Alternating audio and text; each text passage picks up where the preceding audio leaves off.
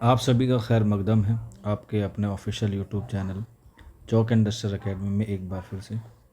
और आज आप लोगों के लिए मैं एक अहम वीडियो लेके हाजिर हुआ हूँ। जैसे कि आप लोगों को मालूम है कि अभी गुज़िश्ता दिनों में जो है वो काफ़ी इम्तिहान जो है वो होने वाले हैं, तो काफ़ी सारे बच्चे जो है वो इस बात को लेकर जो है वो थोड़े से परेशान हैं कि हम लोग तैयारी को जो है वो कैसे अंजाम तक पहुँचाएँ, और इसके साथ साथ जो है वो हम लोग किस तरीके से पढ़ें कि हमारा जो है वो सिलेक्शन हो जाए। चाहे वो हम लोग किसी भी इम्तिहान की बात करें, चाहे हम लोग बात करें फ़िलहाल एनवीएस की, या हम लोग बात करें DSSB TGT की अपकमिंग वैकेंसीज़ की, या हम लोग बात करें देखा जाए तो राजस्थान पब्लिक सर्विस कमीशन की PGT की यानी कि पोस्ट ग्रेजुएट की, और इसी के साथ साथ जो है वो असिस्टेंट प्रोफेसर की जिसे हम लोग APB कहते हैं। तो ये जो है वो आने वाले वक्त में जो है वो इम्तिहान है, और जिसकी अभी तक डेट अनाउंस हो गई है वो है आपका UP TGT उर्दू, जो काफ़ी दिन से जो है वो एग्ज़ाम की प्रिपरेशन कर रहे थे, लेकिन उसकी क्या हो रही थी, चीज़ें नहीं हो पा रही थी। लेकिन अभी जो है वो उसकी डेट आ गई है 14 या 15 मई को जो है वो आ गई है। तो इस 14 और 15 में अभी आपके पास जो है वो काफ़ी अच्छा वक्त है। आप लोग चाहें तो इस 1.5-2 महीने में अच्छी तैयारी कर सकते हैं। तो उसी चीज़ को तो कि तैयारी कैसे करनी होती है, क्योंकि एग्ज़ाम है, जैसे जैसे वक्त बढ़ता है वैसे वैसे कंपटीशन भी जो है वो हाई होता जाता है, और उससे जो है वो कंपटीशन बढ़ता जाता है। तो कंपटीशन को बीट करने के लिए आपको जो है वो अपनी पढ़ाई में डिसिप्लिन लाना है और तसलसल लाना है, तभी जो है वो आप लोग एग्ज़ाम में जो है वो क्वालिफाइंग कर पाएंगे। ये एक छोटा सा वीडियो मैं एक बना रहा हूँ आप लोगों के लिए, ताकि आपको पता चल जाए कि आपको जो है वो कितनी चीज़ें डीप में पढ़नी है, ताकि आपको जो है वो एग्ज़ाम में किसी भी तरह का कोई सवाल मिस ना हो जाए। तो ये एक छोटा सा टॉपिक है तज़किरे के हवाले से, क्योंकि तनकीद का जो नमूना है वो हमें तज़किरों में देखने को मिलता है। और तज़किरों में अगर हम लोग बात करें तो उर्दू में या उर्दू शोरा का पहला तज़किरा लिखा गया है निकात शोरा। तो आज इससे जुड़ी हुई कुछ 2-4 बातें मैं आज आपको बताने वाला हूँ, और एग्ज़ाम के हवाले से भी बहुत अहम होने वाली है। अब उर्दू में जो ऐसा नहीं है कि ये सिर्फ़ एक किसी पर्टिकुलर क्लास का है या किसी एक पर्टिकुलर एग्ज़ाम का है। मीर तक की मीर सभी में आपको मिलेंगे, UP TGT में भी मिलेंगे, RPSC में भी मिलेंगे, DSSS में भी मिलेंगे, NVS में भी मिलेंगे, और AP में भी मिलेंगे। AP से मुराद है असिस्टेंट प्रोफेसर। या आप लोग BPSC की तैयारी कर रहे हैं, Tier 4 जो आने वाला है उसमें भी आपको मिलेगा। तो आइए इसके हवाले से जो है वो हम लोग कुछ बातें करते हैं मीर तकी मीर के निकात शोरा के हवाले से। सबसे पहले ये कि इसके मुसन्निफ़ का नाम क्या है, तो इसके मुसन्निफ़ का नाम है मीर तकी मीर। मीर तकी मीर ने ये निकात शोरा कब लिखा, तो एग्ज़ाम में अक्सर पूछा जाता है, तो आप लोग बता सकते हैं ये लिखा गया 1752 में। इसमें 1752 में। अगर हिजरी पूछा जाए तो आप लोग इसकी जो है वो हिजरी बता सकते हैं 1165 यानी कि 1165। कहीं कहीं पर आपको 1166 भी जो है वो दिखता है। ये ईयर है और ये इसकी क्या है, हिजरी है। अब हिजरी है और ये ईयर हो गया। अब ये किस ज़बान में लिखा गया है, तो याद रख लीजिएगा ये लिखा गया है फ़ारसी ज़बान में जो है वो ये लिखा गया है। ये उर्दू शोरा का तज़किरा है। कभी कभी पूछा जाता है कि उर्दू शोरा का पहला तज़किरा कौन सा है, तो याद रख लीजिएगा उर्दू शोरा का पहला तज़किरा है निकात शोरा। पहला तज़किरा कौन सा है, निकात शोरा जो है वो उर्दू शोरा का पहला तज़किरा है, जो 1752 में लिखा गया है। और लिखा किसने है, लिखा है आपका मीर तकी मीर ने। इसके अलावा ये किसके अहद में लिखा गया, तो 1752 में अगर आप लोग देखें तो ये मुगलिया दौर में लिखा गया, मुगलिया दौर में लिखा गया। और यहीं पर एक सवाल पूछा जाता है कि जब 1752 में मुगलिया दौर चल रहा था, तो किस अफ़गान शासक ने या किस अफ़गान बादशाह ने दिल्ली पर क्या किया था, आक्रमण किया था, या दिल्ली पर जो है वो हमला किया था। तो याद रख लीजिएगा, एग्ज़ाम में कई बार आया, तो याद रख लीजिएगा अहमद शाह अब्दाली।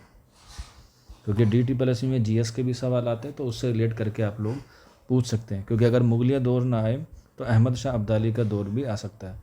क्योंकि इसी के बाद 1761 में 1761 में क्या हुई, पानीपत की तीसरी जंग हुई थी अहमद शाह अब्दाली में और मराठा में। तो कुछ लोग ये भी मानते हैं कि उस वक़्त जो है वो दिल्ली पर किसका शासक था या कौन हुकूमत कर रहा था, तो अहमद शाह अब्दाली। तो दोनों ही आंसर हो जाएं तो आप लोग जो है वो सही आंसर को चुन सकते हैं।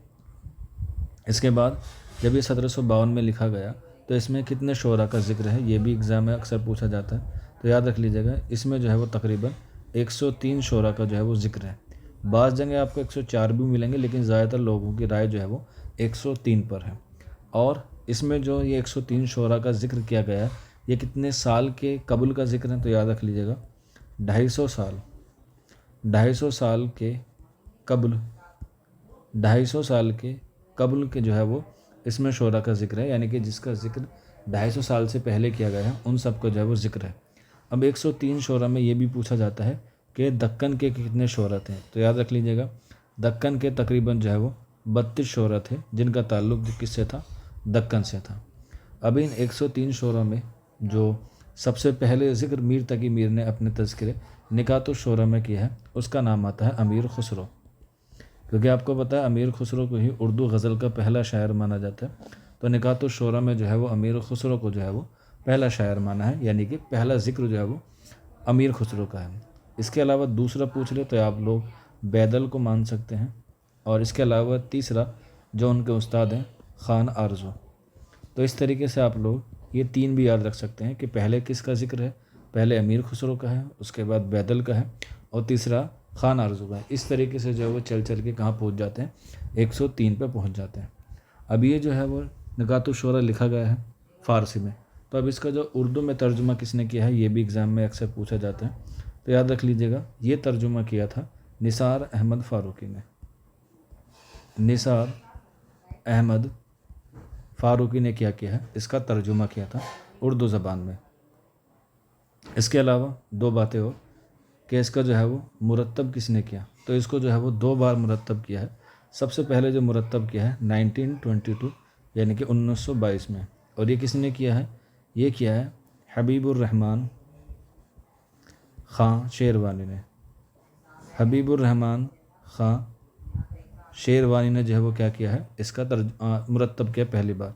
लेकिन ये इतना कारआमद नहीं हुआ, क्योंकि इसमें जो है वो कुछ ठोस चीज़ें नहीं दिखाई गई थी, क्योंकि इसका जो माखज़ है वो बताया गया है कि इसका ओरिजिनल जो है निकातुश शोरा का वो कहाँ पर रखा गया है? पेरिस में रखा हुआ है। एग्ज़ाम में पूछा भी जाता है कि निकातुश शोरा का असल नुस्खा जो है वो कहाँ पर रखा गया है? पेरिस में रखा हुआ है। तो उसी पेरिस से मुतासिर होकर या उसी पेरिस के नुस्खे को मद्देनज़र रखते हुए 1935 यानी कि 1935 में इसे मौलवी अब्दुल हक ने क्या किया है? मुरत्तब किया है। मौलवी अब्दुल हक ने क्या किया है? इसे मुरत्तब किया है। और एग्ज़ाम में आंसर यही होता है कि इसे किसने मुरत्तब किया है? तो आंसर हो जाएगा मौलवी अब्दुल हक ने जो है वो इसे मुरत्तब किया है। तो इस तरीके से क्या है, ये सारी चीज़ें हुई निकातुश शोरा के हवाले से। ज़रूरी नहीं होता है कि आप लोग जो है वो एक साथ सारी चीज़ों को कवर करें, क्योंकि आपने कहावत सुनी होगी कि बूंद बूंद से घड़ा भरता है। इसलिए मैं आप लोगों के लिए इसी तरह से एक 5 मिनट या 10 मिनट की वीडियोस जो है वो अब रेगुलर लेकर आऊँगा, क्योंकि आने वाले वक्त में जो है वो काफ़ी एग्ज़ाम आने वाले हैं।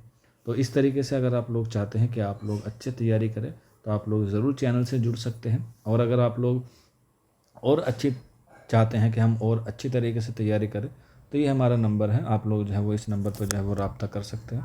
इस पर जो है वो आपको क्लासेस मिल जाएंगी 9045220432। इस पर आप अपना नाम, अपने स्टेट का नाम और आप लोग किसी भी एग्ज़ाम की प्रिपरेशन करें उसका नाम लिख के मैसेज कर देंगे तो आपको ऑटोमेटिकली इन्फॉर्मेशन मिल जाएगी। वक्त कम है, सिलेबस ज़्यादा है, आप लोग जुड़ेंगे तो इंशाल्लाह आपको जो है वो कामयाबी हासिल होगी। आज की वीडियो में इतना ही, शुक्रिया।